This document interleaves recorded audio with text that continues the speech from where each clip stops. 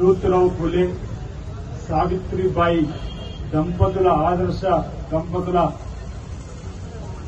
ప్రతిభలను నెలకొల్పుకోవడానికి వారి విగ్రహాలు నెలకొల్పుకోవడానికి ఈరోజు భూమి పూజ సందర్భంగా అందరికీ శుభాకాంక్షలు తెలియజేస్తూ బాగా గుర్తు వారి జయంతి సందర్భంగా కలెక్టర్ గారి కార్యాలయం ముందర చేస్తున్నటువంటి సందర్భంలో ఉత్సవాలను నేను మహేందర్ రెడ్డి గారి ఇంకా వేదిక మీద ప్రజలందరూ కూడా వెళ్ళినాం. అక్కడ సిరిసిల్ల జిల్లా కేంద్రంలో మహాత్మా జ్యోతిరావు ఫులే విగ్రహాన్ని ఏర్పాటు చేసుకోవడానికి మీ సహకారం కావాలని ఒకటి రెండు కూడలు చెప్పినప్పుడు తప్పనిసరిగా ఆలోచిస్తున్నాం. ఇదే రోజు జిల్లాకు సంబంధించిన 3 మంత్రులు కూడా రాబోతున్నారు. పెద్దలు పొన్నం ప్రభాకర్ గారు, శ్రీధర్ బాబు గారు, తుమ్మల నాగేశ్వరరావు గారు బెంగళూరులోని ఒక టెక్స్పో సంస్థ ద్వారా మనకు చేనేత నిరుద్యోగ యువతకు ఏదైతే ఒక పరిశ్రమ ప్రారంభం చేయడానికి వారితో కూడా సంప్రదించి ఈరోజు మనమే కాదు అక్కడ కూడా వారి చేత కూడా ఈ కార్యక్రమాన్ని చేస్తామని చెప్పని అప్పటికప్పుడు మహాత్మా గాంధీ దగ్గర మహాత్మా జ్యోతిరావు ఫులే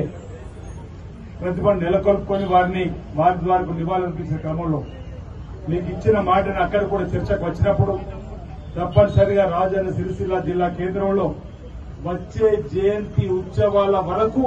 వారి విగ్రహాలు నెలకొల్పాల్సిందని చెప్పని ఆ రోజు అనుకోవడం,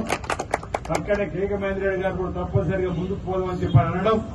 జిల్లా కలెక్టర్ గారు కూడా అనువైన స్థలాన్ని చూస్తామని చెప్పని అనుకున్నదే తరువుగా మరి ఇక్కడ గ్రంథాలయం చదువుల కొలువైనటువంటి అనేక మంది విద్యార్థులు అనేక మంది నిరుద్యోగ యువకులు ప్రతినిత్యమొచ్చేటువంటి ప్రాంతంలో ఏదైతే ఆనాడు అసమానతలు వెళ్లాలని,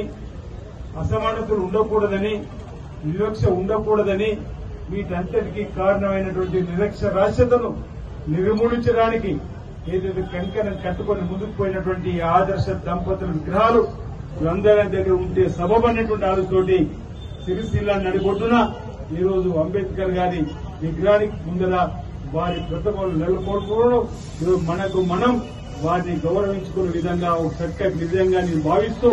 ఈరోజు కలెక్టర్ గారు కానీ ప్రభుత్వంలో పెద్దలు కూడా నా వైపు నుంచి కూడా ఓ బీసీ బిడ్డగా అభినందనలు ధన్యవాదాలు తెలియజేస్తూ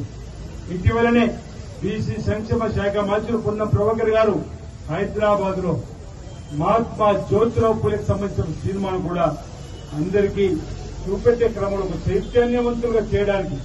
ఆనాడు వారు ఎదుర్కొన్నటువంటి వివక్షతను, వారు పొందిన జ్ఞానాన్ని, వారు పొందిన విద్యను